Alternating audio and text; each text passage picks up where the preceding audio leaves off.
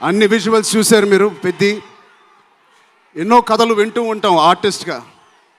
కొన్ని కథలు విన్నప్పుడు నచ్చుతాయి, కొన్ని కథలు విన్నప్పుడు ఆశ్చర్యపరుస్తాయి.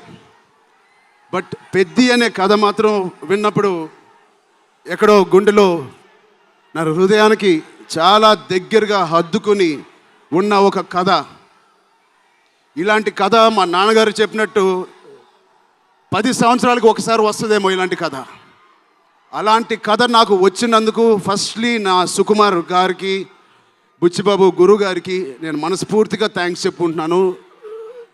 నా దారిలో, నా ఈ సినిమా జర్నీలో నాకు ఇలాంటి ఒక కథ ఇచ్చినందుకు. ఇది నా లైఫ్ లాంగ్ నా సినిమా లైబ్రరీలో వన్ ఆఫ్ ద టాప్ ఫిల్మ్స్గా నిలిచిపోతుంది. పెద్ది చాలా చేసింది, నన్ను వ్యక్తిగతంగా ఒక మంచి దారిలోకి మార్చింది.